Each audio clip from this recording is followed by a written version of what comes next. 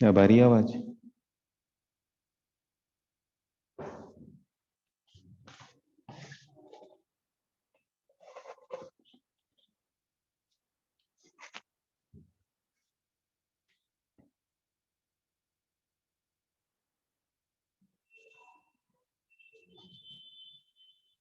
ठीक है, एक टाइप का टोटल डिस्ट्रीब्यूशन कर चुके हैं।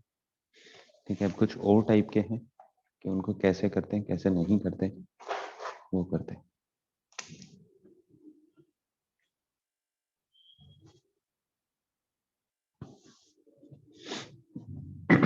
कि टोटल चीजें एन, ठीक है, और सारी कैसी डिस्टिंक्ट मतलब different things and distinct things distribute करनी इन पी पर्सन्स। ठीक है, और कंडीशन क्या है कि कोई भी रेस्ट्रिक्शन नहीं है number of things received by them, कि जीरो भी मिल सकता है किसी को, एक भी मिल सकता है, दो भी मिल सकता है, तीन भी मिल सकता है, कोई रिस्ट्रिक्शन नहीं है। आंसर क्या था?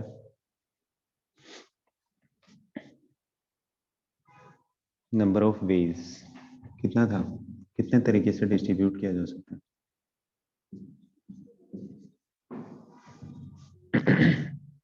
जल्दी बताओ।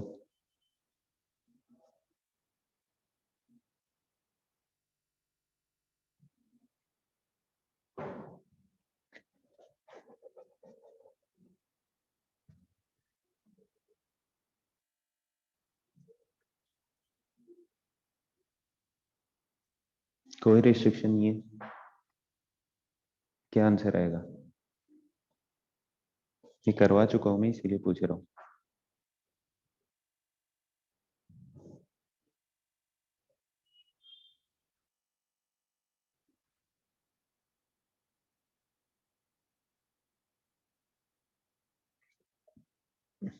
पी पी एन नहीं बालक, सिंपली पी की पावर एन।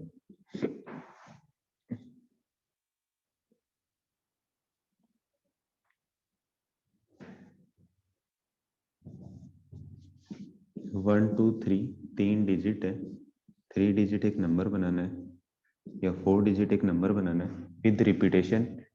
ठीक है, कोई रिस्ट्रिक्शन नहीं है, जितने भी नंबर बनेंगे सारे बनाने हैं। क्या आएगा? 3 की पावर 4।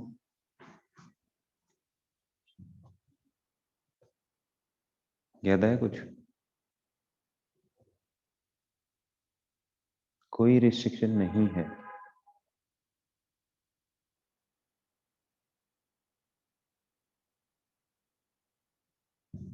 या फिर तीन डिजिट दी हैं, दो डिजिट का एक नंबर बनाना है तो 3 की पावर 2।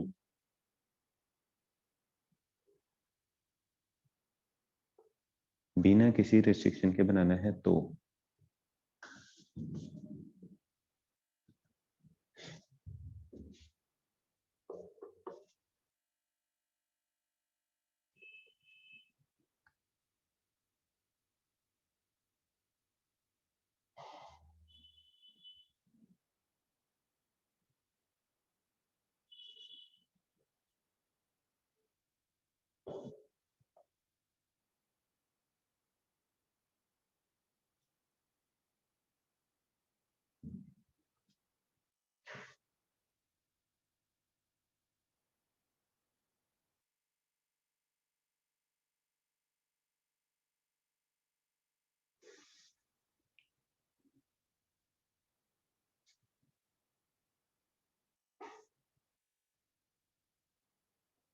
है इसमें किसी को डाउट?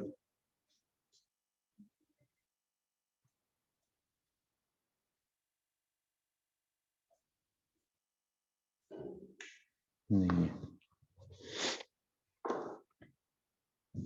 अच्छा, इसी की दूसरी कंडीशन लिख रहा हूँ। ये तो क्या थे?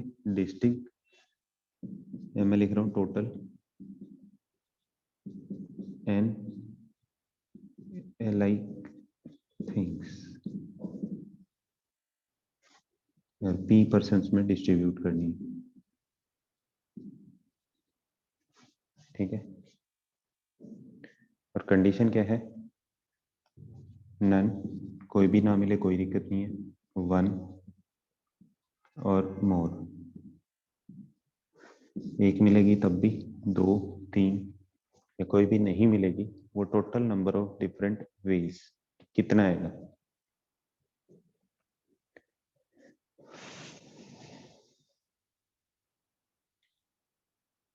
जल्दी बताओ।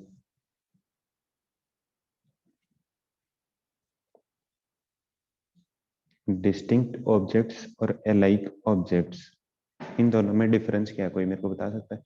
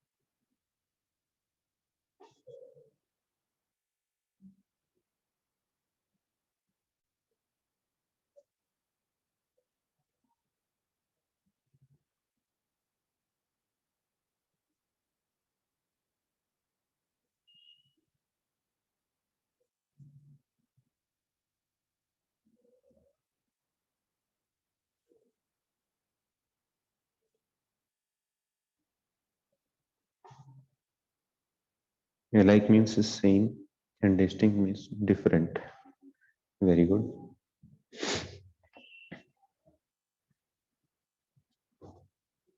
इस तरह का आंसर क्या आएगा?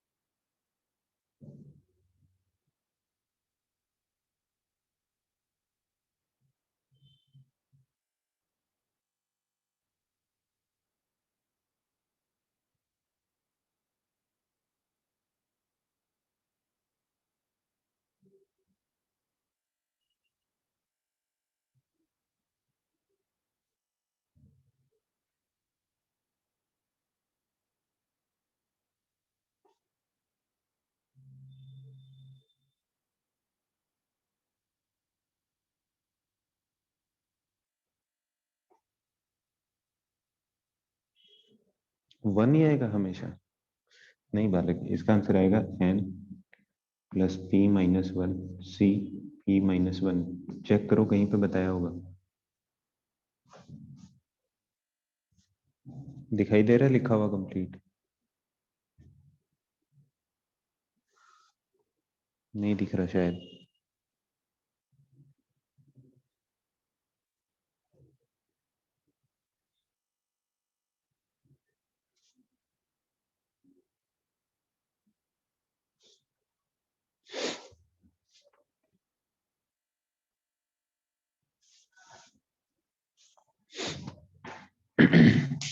इनसे रिलेटेड एग्जांपल्स करते हैं, लिख लो दोनों चीजें एक बार।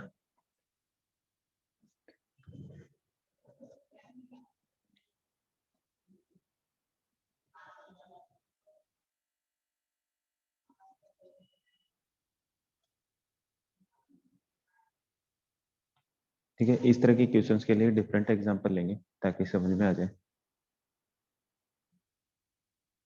ये वाला पहले कर चुके हैं, ठीक है। एग्जांपल से ही क्लियर होंगे ये वाले डाउट्स, अगर किसी को है तो।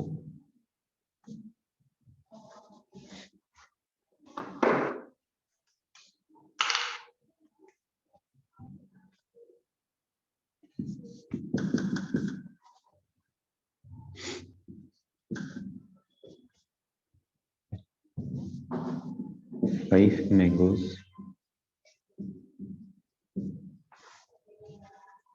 5 oranges,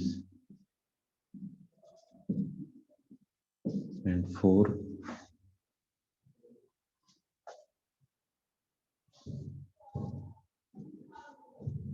apples. ठीक है, आपको इनको डिस्ट्रीब्यूट करना है इन 3 चिल्ड्रंस। और सर में कंडीशन है कि each child gets at least 1 mango. करना डिस्ट्रीब्यूट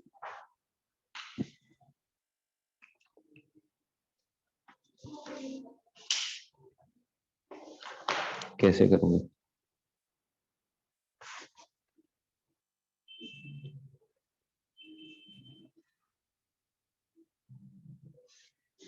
ये सारे डिफरेंट डिफरेंट है, मैंगोज है, each mango is different, identical नहीं है। ठीक है, 5 ऑरेंजेज है तो हर एक ऑरेंज आइडेंटिकल नहीं है, सारे डिफरेंट डिफरेंट है।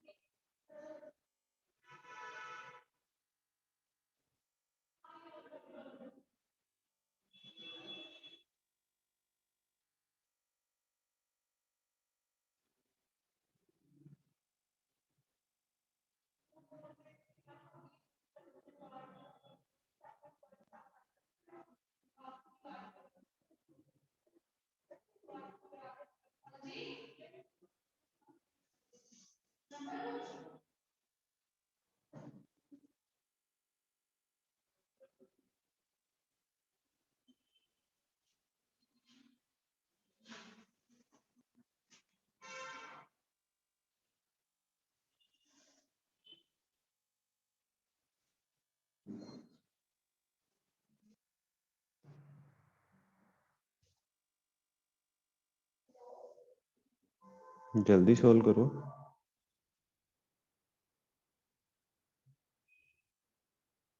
Only 10 ways. How?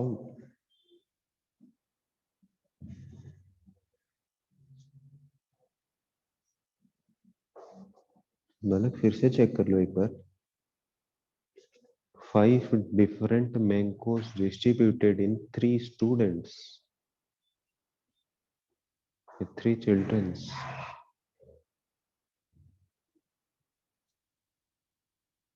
तो साथ में कंडीशन दी है that each gets at least 1 mango.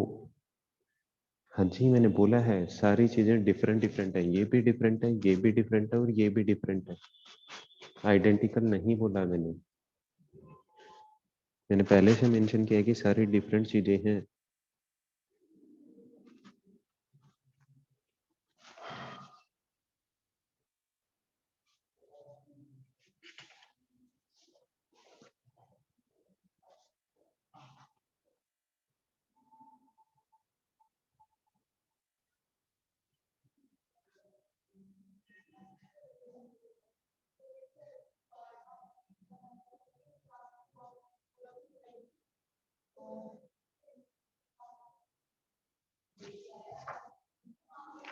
Repetition is allowed sir, different mango. Repetition कहाँ से आ गया बालक इसमें?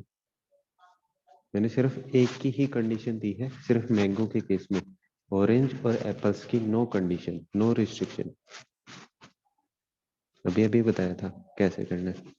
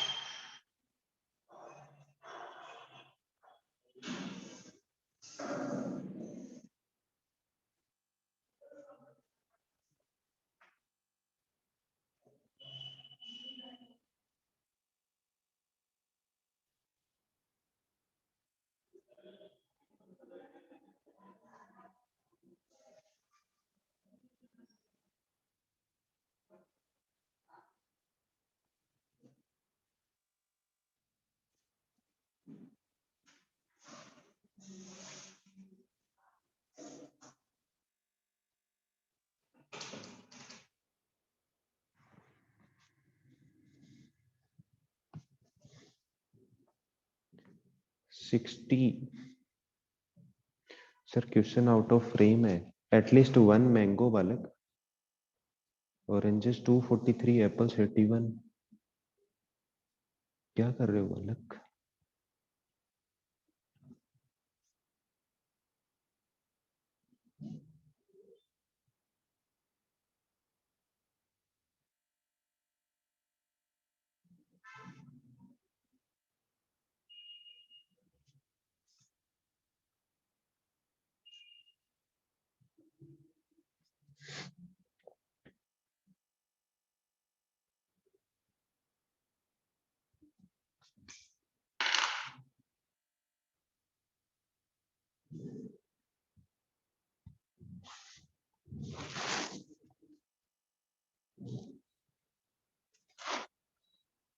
करें फिर सॉल्व, पता चलेगा। चलो सॉल्यूशन, ठीक है। यहाँ पर बोला each child gets at least 1 mango. तो सबसे पहला तो क्या है, 5 को अलग अलग 3 जगह डिस्ट्रीब्यूट करना है, लेकिन हर जगह क्या आना चाहिए, एटलीस्ट 1। तो क्या केस बन सकता है, 3 1 और 1, या फिर 2 2 1। इनको किस तरीके से अरेंज किया जा सकता है और इनको किस तरीके से अरेंज किया जा सकता है? Sir, if fruits are different, total number of the fruits, number of ways of selecting 5 plus 4 plus 4 is equal to 15. One or more fruit. 5cn, 4cn, 5cn.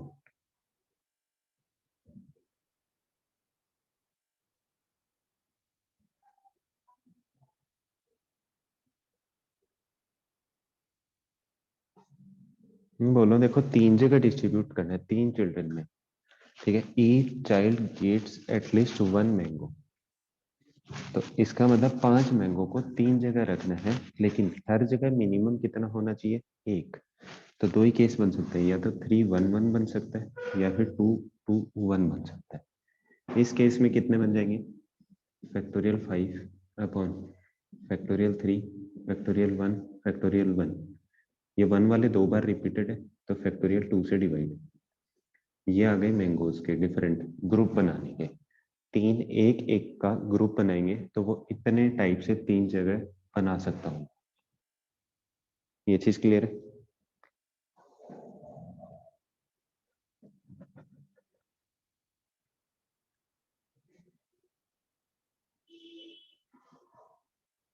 क्योंकि ये वाले इसको इधर रखो, इसको इधर रखो, तो उसका हाफ हो जाएगा, फैक्टोरियल 2 से डिवाइड कर दी।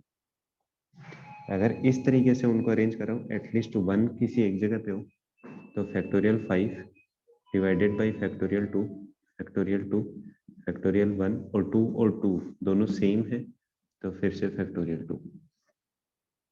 या तो इस तरीके से अरेंज करूंगा या इस तरीके से। तो नीचे 3 फैक्टोरियल के आगे समझ नहीं आया। देखो इतने इतने के ग्रुप बनाने, तो इन सबका फैक्टोरियल, ठीक है। मैंने बताया नहीं था एक कि p plus Q plus R total things है, उनको अरेंज करना है, तो p plus Q plus R का factorial divided by p factorial, q factorial और r फैक्टोरियल। अगर p और q सेम होते हैं तो ये p फैक्टोरियल और डिवाइड में 2 फैक्टोरियल आ जाएगा। ऐसा बताया था एक कि टोटल चीजें इतनी हो, ठीक है, उनको अलग अलग ग्रुप में डिवाइड करना हो, p का एक ग्रुप बनाना हो, q का एक ग्रुप बनाना हो, और सेम चीजें आती हैं तो क्या करते हैं, उनके फैक्टोरियल से डिवाइड कर देते हैं। अगर तीनों सेम होती तो फैक्टोरियल 3। 3 एक एक ही क्यों लिखा है, बालक 5 मैंगो है, एटलीस्ट 1 मैंगो एक जगह आना चाहिए, 3 जगह इनको डिस्ट्रीब्यूट करना है। तो 5 कब हो सकते हैं, 3 1 1 हो सकता है, 2 2 1 हो सकता है, ऐसे ही 1 3 1 भी हो सकता है, ठीक है। 1 1 3 वो तो कैसे भी अरेंज कर लें, वो तो उसके बाद 3 दिन में डिस्ट्रीब्यूट करने हैं। लेकिन 3 एक एक का ग्रुप बनाना ही तो वो है ना, 5 डिफरेंट है। 5 डिफरेंट चीजों को कितने तरीके से अरेंज किया जा सकता है, 3 एक एक के ग्रुप में। यहाँ पर पी क्यू आर सेम ही तो है मैंगोज, बालक ऊपर लिख, मैंने बोला है ना डिफरेंट मैंगोज, आइडेंटिकल नहीं है, ये सारी चीजें डिफरेंट बोली है मैंने। आइडेंटिकल नहीं कहा मैंने, ऊपर तो टोटल नहीं लिखा, उधर तो 5 फैक्टोरियल लिखा है, तो टोटल 5 ही तो है। 3 एक एक का ग्रुप बनाना है, पी क्यू और आर, या तो p plus Q plus sorry factorial, इनका सम, तो 3 एक 4 एक 5 फैक्टोरियल 5 अपॉन फैक्टोरियल 3 फैक्टोरियल 1 और फैक्टोरियल 1। टोटल ही तो लिखा है p plus Q plus R. अरे ये तो बाद की बात है, इनकी तो कंडीशन ही नहीं है, कंडीशन तो सिर्फ मैंगोज की है ना। इनको तो कैसे भी विदाउट नो रिस्ट्रिक्शन वाले है ना, इनको तो बाद में करेंगे। मैं तो सिर्फ मैंगो की कंडीशन वाला बता रहा हूँ ना, कि इनको इन तरीके से, या तो इस तरीके से डिस्ट्रीब्यूट करेंगे 5 को, या फिर इस तरीके से करेंगे। टोटल कितना आ जाएगा, factorial 5 upon factorial 3 factorial 1 factorial 1 factorial 2 और plus factorial 5 upon factorial 2 factorial 2 factorial 1 और फैक्टोरियल 2। क्या गए टोटल नंबर ऑफ 5 मैंगोज, जिनको क्या किया है, ग्रुपिंग की है सिर्फ। अब क्या करना है, इनको 3 को डिस्ट्रीब्यूट भी करना है, चिल्ड्रन सारे डिफरेंट है, तो फैक्टोरियल 3 से मल्टीप्लाई करना। ये आ गए सिर्फ मैंगोज का डिस्ट्रीब्यूशन 3 बच्चों के अंदर।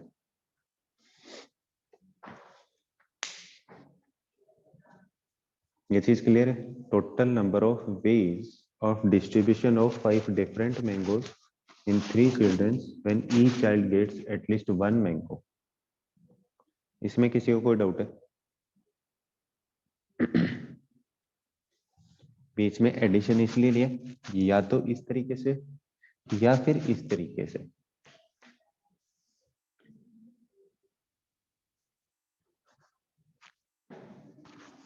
कि 5 मैंगोज का सिलेक्शन किया है 3 ग्रुप में, फिर इनको डिस्ट्रीब्यूट किया है 3 में, तो फैक्टोरियल 3। यहां तक किसी को कोई डाउट है?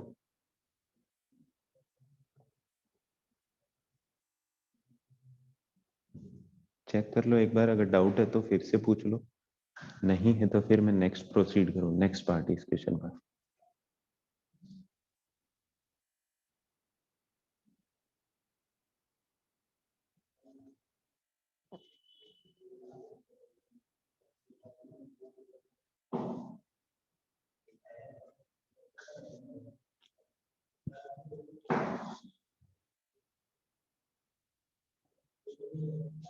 सर और कोई नहीं हो सकती अरेंजमेंट?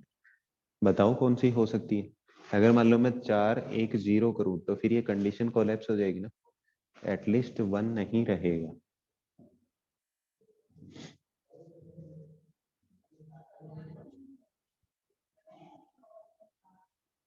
3-2-1 करूंगा तो मैंगो 6 हो जाएंगे, फिर भी कंडीशन नहीं होगी क्योंकि अपने पास है ही 5।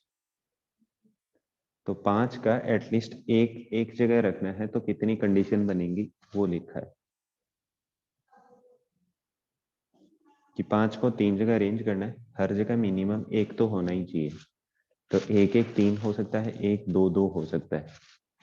तो या तो ये कंडीशन बनेगी या ये कंडीशन बनेगी, एंड दोनों साथ में बन नहीं सकती। तो और के केस में प्लस का एडिशन, फिर इनको, ये तो total number of different ways आ गए मैंगोज को अरेंज, सॉरी डिस्ट्रीब्यूट करने का। फिर इनको 3 चिल्ड्रंस में, ये तो अरेंजमेंट आई है ना कि ग्रुपिंग कैसे बनी। फिर इन सर अगर इस पे क्वेश्चन में एटलीस्ट 1 मैंगो एंड 1 ऑरेंज होता तो कैसे करते? तो इसके लिए करते, फिर 1 ऑरेंज के लिए फिर से करते एटलीस्ट। पहले इसके लिए अरेंज कर लिया, डिस्ट्रीब्यूट सारे ही करने, ठीक है। अभी 5 ऑरेंजेस में क्या है सर, 5/1 फैक्टोरियल 3 1 आ सकता है ना। हाँ तो ये तो सेम ही चीज है ना, 1 इसको इधर लिख दो तो भी सेम ही बात है। 3-1-1 लिखा है, 1-1-3 लिखा है, इनके ही डिफरेंट ग्रुप जितने बने वो सारे लिख दिए ना यहाँ पे फैक्टोरियल लगा के।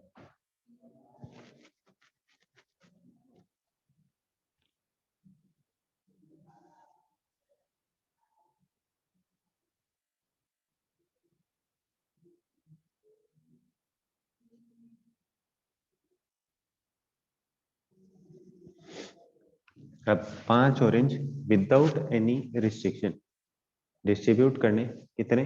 3 चिल्ड्रन में, तो कितना जाएगा? 3 की पावर 5। 4 एप्पल्स करने तो इंटू 3 की पावर 4। ये आ गया आंसर कि ये टोटल जितने भी फ्रूट्स थे इन सबको 3 चिल्ड्रंस में डिस्ट्रीब्यूट किया है, और साथ में कंडीशन है each child get at least 1 mango.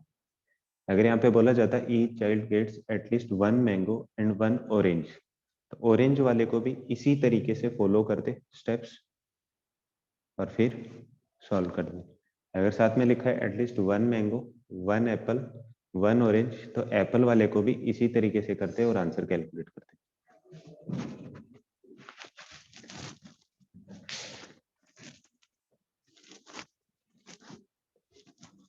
कोई डाउट है अभी भी?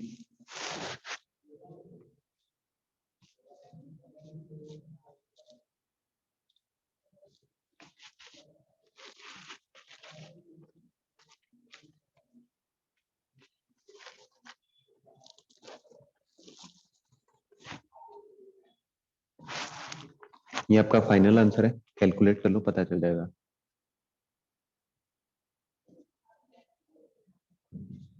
फिर इसके और एग्जांपल कराओ सेम पैटर्न का।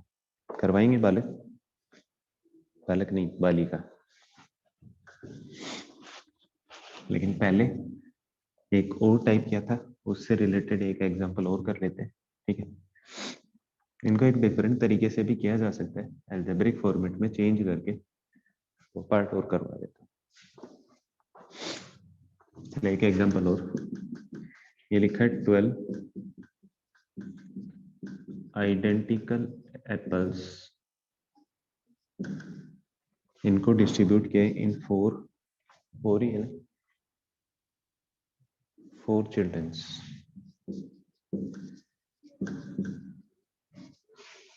ठीक है। और कंडीशन दी है gets at least 1 and not more than 4, कम से कम एक और ज्यादा से ज्यादा 4। इस बार आइडेंटिकल लिखा है, इसका मतलब कुछ डिफरेंट लिखा हुआ।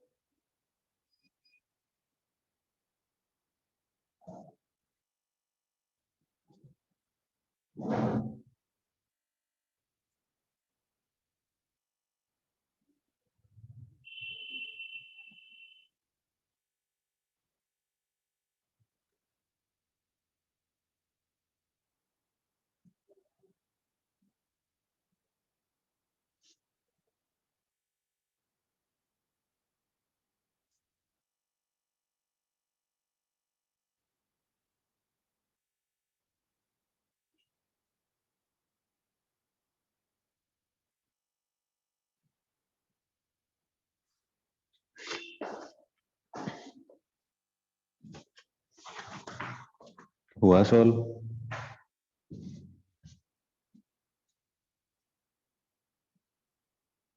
अस्तित्व 39 number of the ways we can arrange these numbers is factorial 4 divided by 12 ways.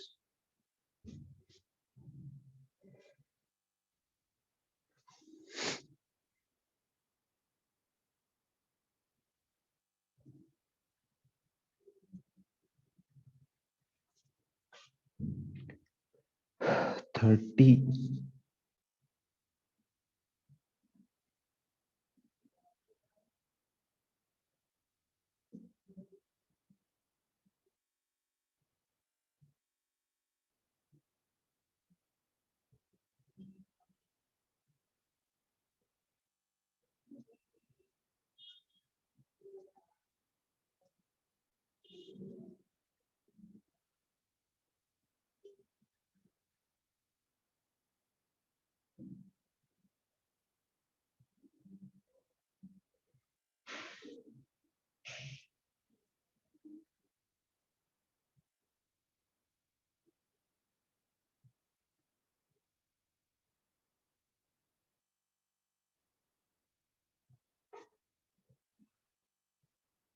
Answer तो सही है।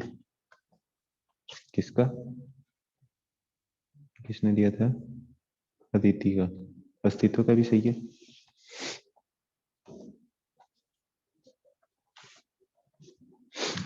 चलो सॉल्यूशन कैसे करोगे? अप्रोच तो क्या है? Each children getting at least one and not more then 8, not more than 4। मैं मान लो स्टूडेंट ही लिख देता हूँ, ए बी सी और डी। सबको तो पहले एक एक दे दिया, आइडेंटिकल है तो इसका तो एक ही तरीका होगा। बाकी कितने बचे मेरे पास? 8। इन 8 को डिस्ट्रीब्यूट करना है, लेकिन किसी भी एक जगह पे 3 से ज्यादा नहीं देने। बताओ क्या करूं?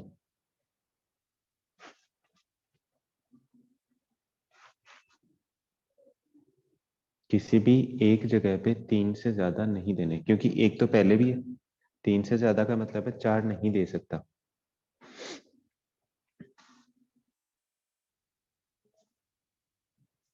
तो एक तरीका तो वो है जैसे पिछले तरीके में किया था, क्या कर दूं? 2 2 2 और 2 डिस्ट्रीब्यूट कर दूं। फिर ये क्या 1 3 2 और 2 कर दूं। फिर 0 3 2 और 3 कर दूं। और क्या हो सकता है? 1 3 1 3। इसके number of different arrangements identical है, एक तरीका होगा। इसका कितना आ जाएगा? Factorial 4 divided by factorial 2।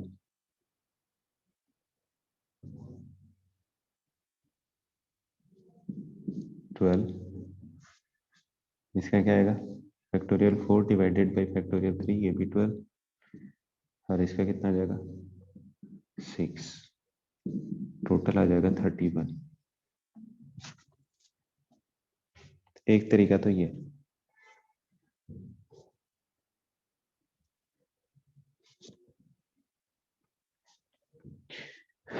जो अभी लास्ट टाइम किया था सेम वही वाला। इसमें किसी को कोई डाउट है?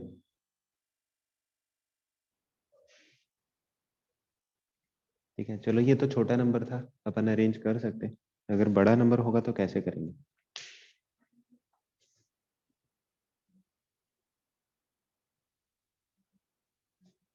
ठीक है, इनको क्या ले लेना है? न्यूमेरिकल की जगह अल्फाबेट्स यूज करना है। ये वाला तरीका सबको क्लियर है? इसमें तो किसी को कोई डाउट नहीं है ना?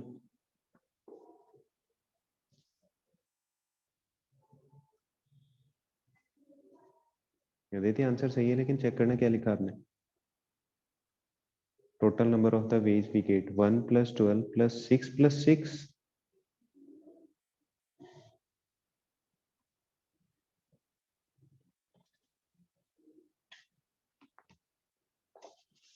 That is 24, sorry 25।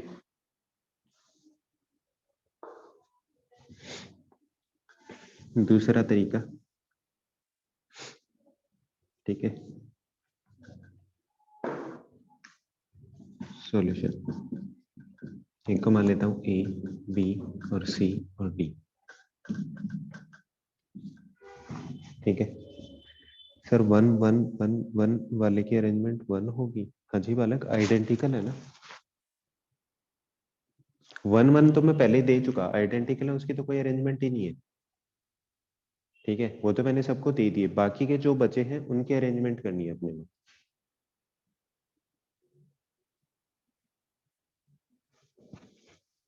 ठीक है, दूसरा तरीका, ठीक है, कि A B C D 4 student है। ठीक है, अब मैं क्या कर रहा हूँ, इनको जो एप्पल्स मिल रहे हैं, इसका है x1, x2, x3 और x4। न्यूमेरिकली क्या बन जाएगा, x1 plus x2 plus x3 plus x4 is equal to 12। Equation number 1 बना सकते हैं।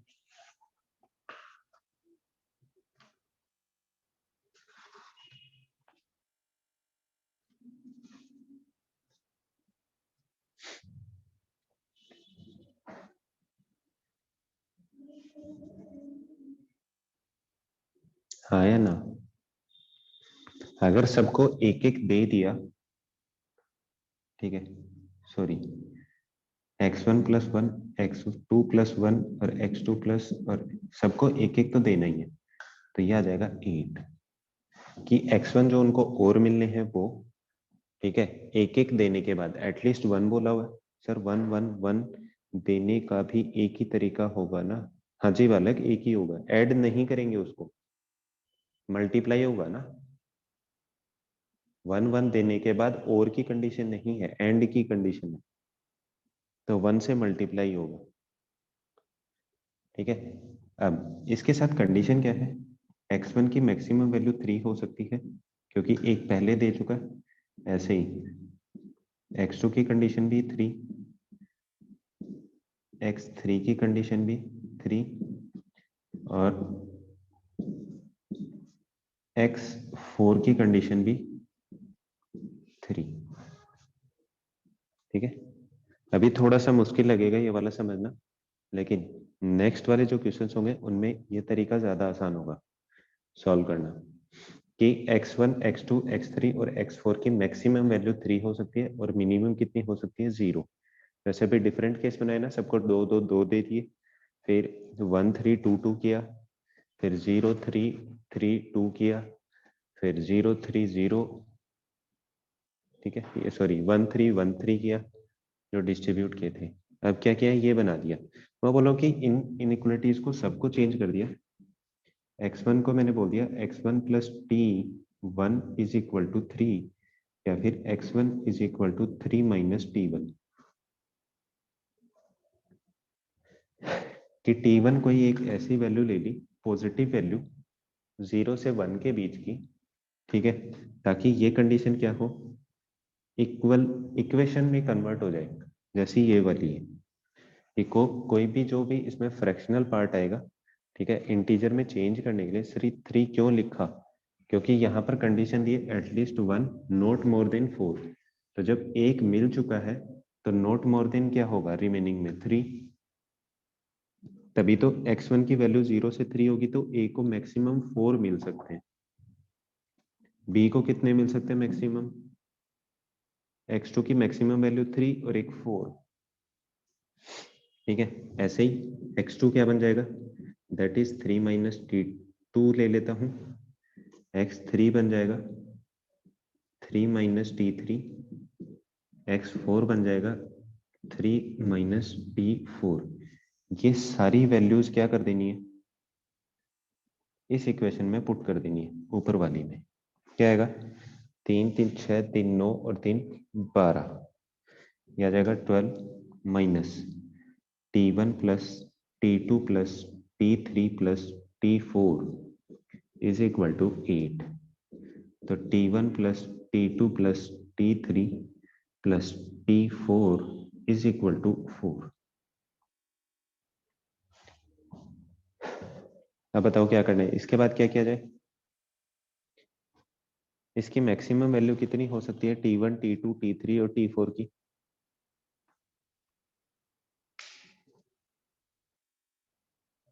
जल्दी बताओ।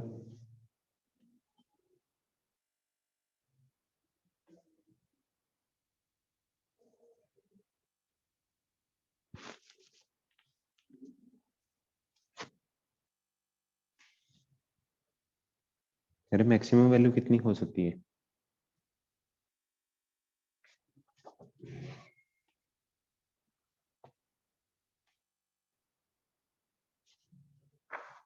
T1 क्या है? कोई भी कांस्टेंट, डिफरेंट कांस्टेंट, कि इसको इक्वलिटी में चेंज कर लिया।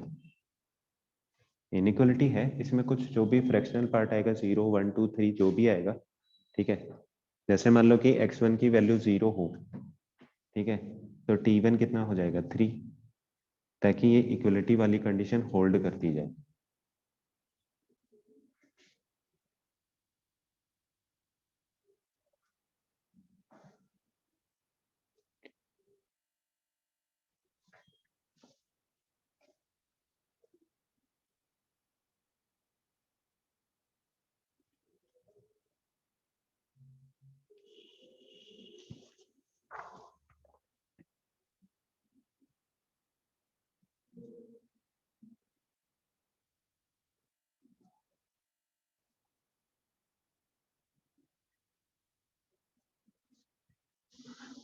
जैसे x1 x2 x3 लिया है, वैसे ही क्या है, T1 है, वैसे ही T2, ताकि इन इन इक्वेशन को चेंज करके लिखा जा सके। इनइक्वलिटी को हमेशा इक्वलिटी में चेंज करना है और उसके साथ कोई कांस्टेंट ऐड या सब्ट्रैक्ट करना पड़ेगा। तो मैंने x1 प्लस T1 को ले लिया 3 के इक्वल, ताकि इक्वलिटी इनइक्वलिटी वाला साइन हट जाए। T1 की मैक्सिमम वैल्यू कितनी हो सकती है? जब x1 0 होगा तो मैक्सिमम 3, तो T1 T2 T3 और T4 की मैक्सिमम वैल्यू ही 3 हो सकती है। तो एटलीस्ट 4 के अंदर ये 4 वाले केसेस हटा देंगे।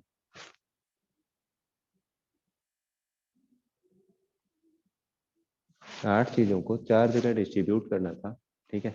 एक की वैल्यू मैक्सिमम अगर 4 होगी, ठीक है, मैक्सिमम 4 वाले केस हटा दो। T4 की वैल्यू 4 हो नहीं सकती, T1 T2 T3 T4 की, तो मैक्सिमम 4 वाली कंडीशन हटा दो, आंसर अपने आप आ जाएगा।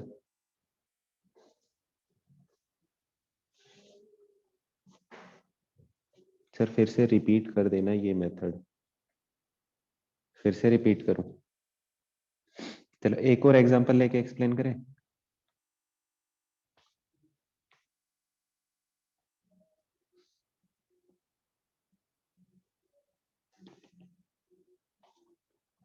समझ नहीं आया?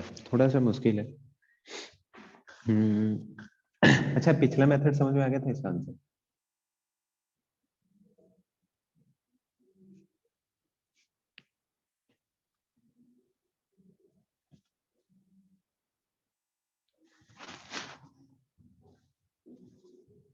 अच्छा, यहां तक समझ में आ गया? इससे ऊपर तक का, सॉरी इससे ऊपर तक का।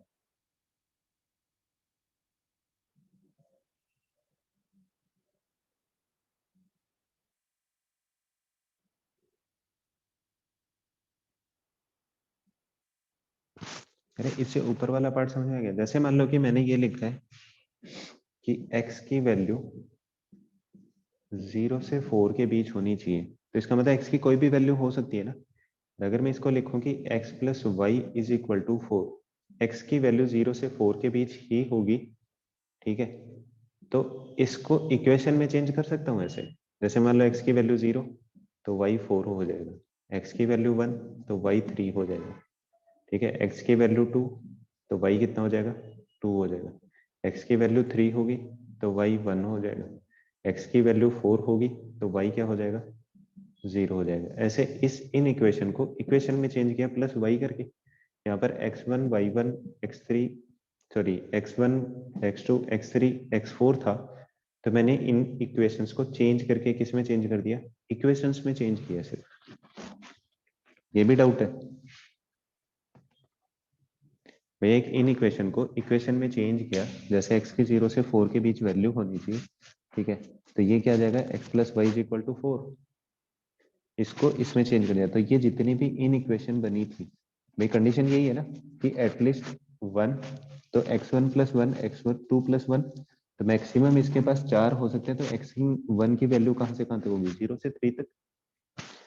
तो इसका मतलब x1 अगर 3 होगा तो T1 0, x1 0 होगा तो T1 होगा 3।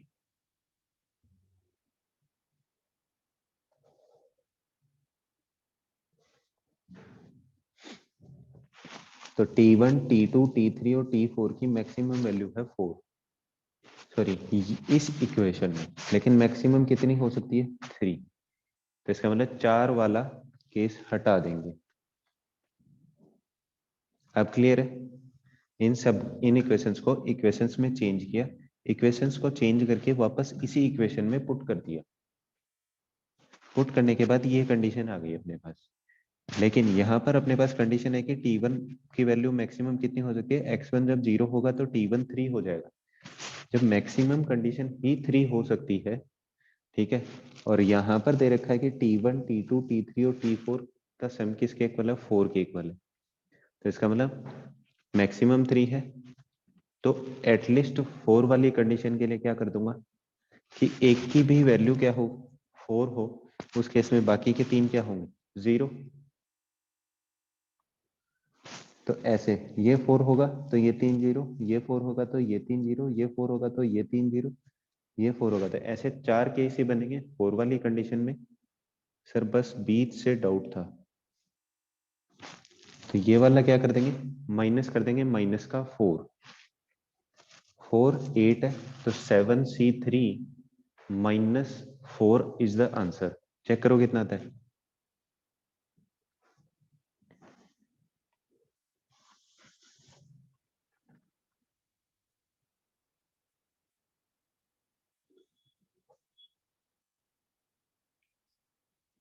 चार है, मैक्सिमम 3, तो 7C3 minus 4,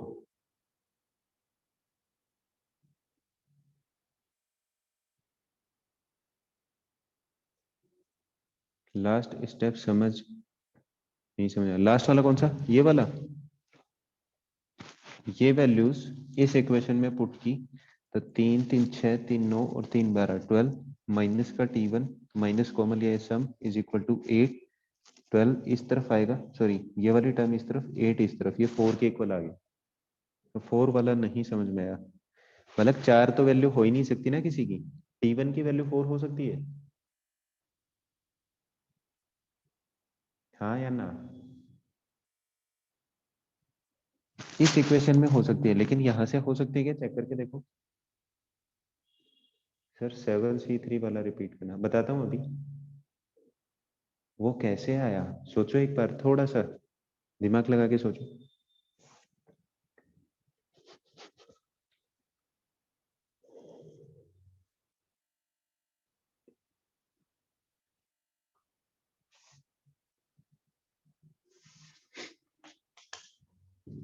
T1, T2, T3, T4 की वैल्यू 0, 1, 2 और 3 हो सकती है, मैक्सिमम यहाँ पर 4 तक दी है।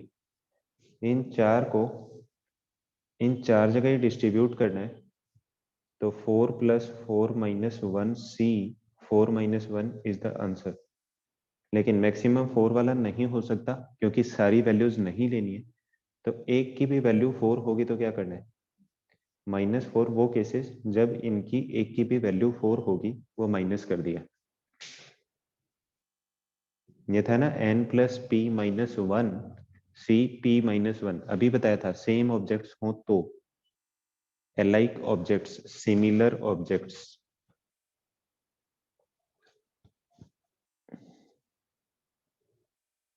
ये तो सेम ही है ना, आइडेंटिकल एप्पल्स। 4 + 4 - 1 C 4 - 1, और किसी भी एक की वैल्यू 4 नहीं हो सकती, तो इस कंडीशन से 4 वाला केस माइनस कर दिया, जब भी एक किसी की वैल्यू 4 होगी। तो ऐसे सिर्फ 4 ही केस बन सकते हैं, 4 0 0 0, या फिर 0 4 0 0 0 0 4 0, और 3 बार 0 1 4, तो -4 is the answer. T1 + T4 के बाद वाला रिपीट करना, मतलब इनकी वैल्यूज क्या क्या हो सकती है, x1 की वैल्यू 0, तो T1 3, x1 होगा 1, तो T1 कितना होगा 2, ऐसे ही 0 1 2 और 3, चार वैल्यूज है, चार जगह डिस्ट्रीब्यूट करना है, मैक्सिमम 4 हो सकता है, ठीक है, तो 4 + 4 - 1, चीजें तो आइडेंटिकल है ना, वो जो डिस्ट्रीब्यूट करना है, तो 4 + 4 - 1 C 4 - 1, चार जगह डिस्ट्रीब्यूट करना है इनको। मैक्सिमम 4 होना चाहिए, लेकिन 4 वाली कंडीशन यहां से नहीं होगी। एक एग्जांपल और करते हैं ताकि क्लियर हो जाए। ठीक है, तो 4 + 4 - 1 C 4 - 1, चार चीजों को चार जगह डिस्ट्रीब्यूट करना है।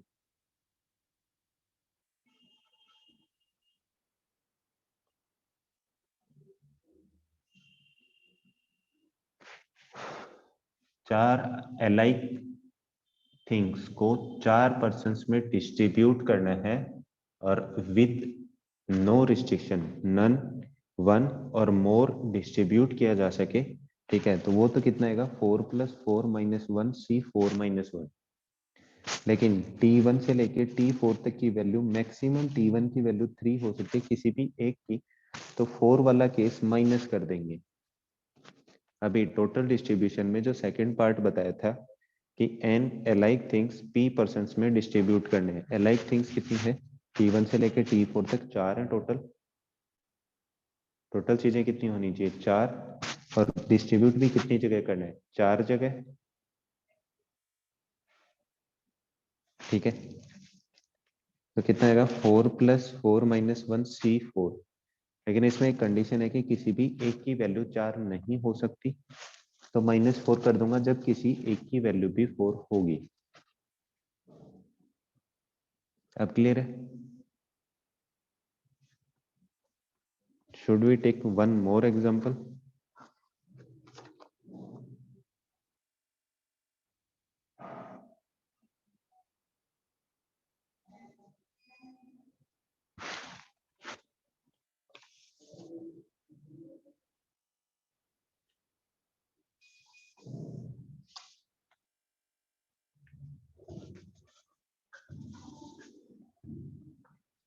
चलो एक एग्जांपल और करते हैं। नंबर से रिलेटेड ही लिख देता हूँ, ऐसे कन्वर्ट करने वाला है। चलिए लिखा है x + y + z is less than और equal to 25। Non negative integral solution ढूंढने, कैसे करोगे?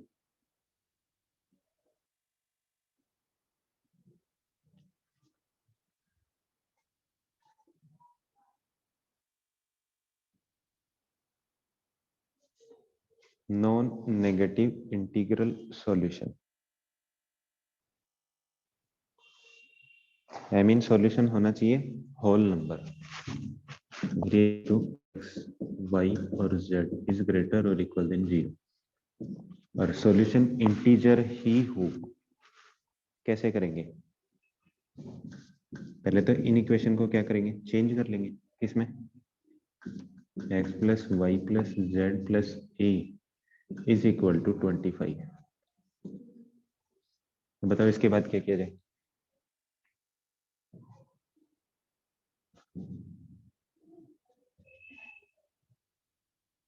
हाँ टी लिख लो, कुछ भी लिख लो, टी लिख देता हूँ, किसी ने टी लिख के भेजा है।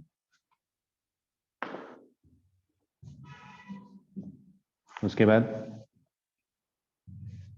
क्या टी की वैल्यू नेगेटिव हो सकती है? बताओ अब इसके बाद क्या करना चाहिए मेरे को?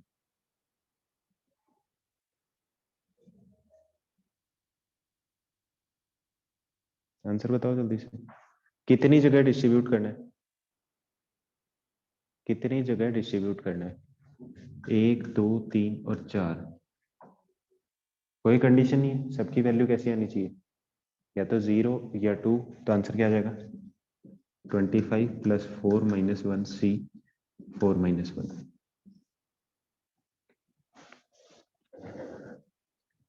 ये क्लियर है?